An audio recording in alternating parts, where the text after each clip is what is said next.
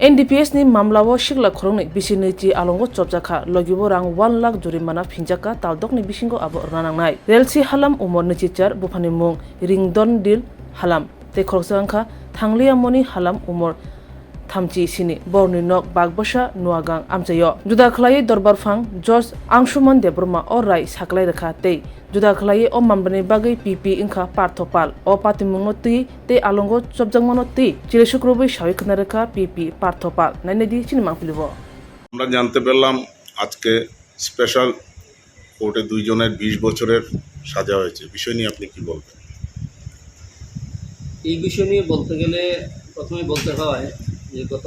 28 June 2024 দুপুর 2টোর দিকে ধর্মনগর থানায় একটা ইনফরমেশন ছিল through secret source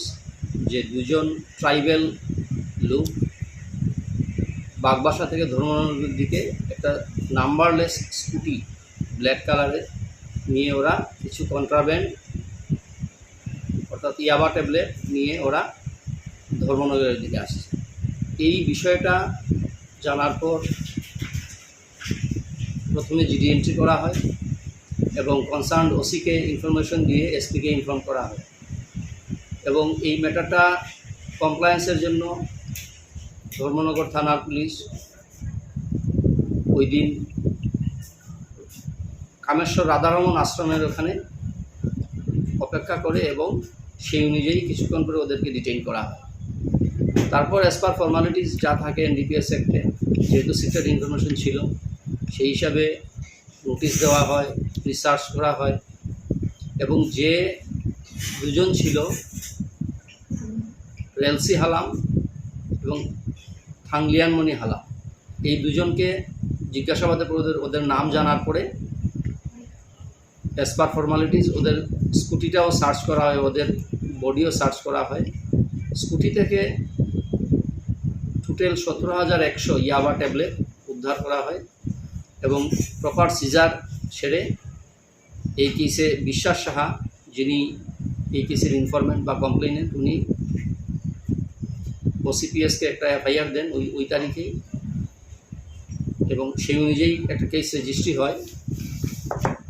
PS case number 2024 DMN 058 58 নম্বর কেস 21 সিটে কেসটা রেজিস্ট্রেশন ইনিশিয়ালি কেসটা রেজিস্ট্রেশনের পরে অ্যাজ পার ফর্মালিটিস সব কিছু সেরে ওসি এই কেসটা ইনভেস্টিগেশনের জন্য শুভদীপ দেবকে এন্ট্রাস্ট করেন এবং শুভদীপ দেব এই কেসের তদন্ত করতে গিয়ে এসএফএসএলে এই কন্ট্রাব্যান্ডকে ফরওয়ার্ড করা হয় এবং হ্যান্ড স্কেচ ম্যাপ তৈরি করা হয় বাকি 161গুলো নেওয়া হয় জিজ্ঞাসাবাদ করে আশেপাশের লোকজনকে এবং ফাইনালি চার্জশিট সাবমিট হয়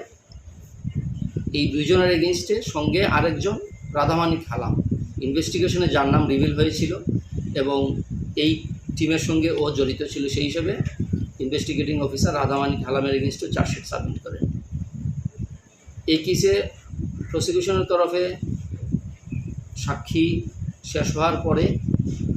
কোর্ট আর্গুমেন্ট শুনেন গত 25 তারিখে এবং আজকে এই রেলসি হালাম এবং থাংলিয়ানমণি হালামের এগেনস্টে কেস প্রমাণিত হয় 20 বছরের সশ্রম কারাদণ্ড সঙ্গে 1 লক্ষ টাকার জরিমানা অনাদায়ে আরও 6 মাসের জেল এবং কেস প্রমাণিত না হওয়ার কারণে ওকে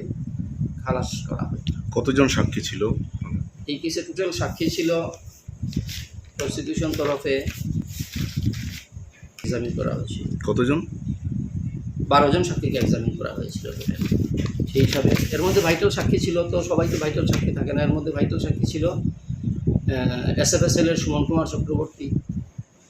এবং সিজার উইটনেস যারা ছিল সেই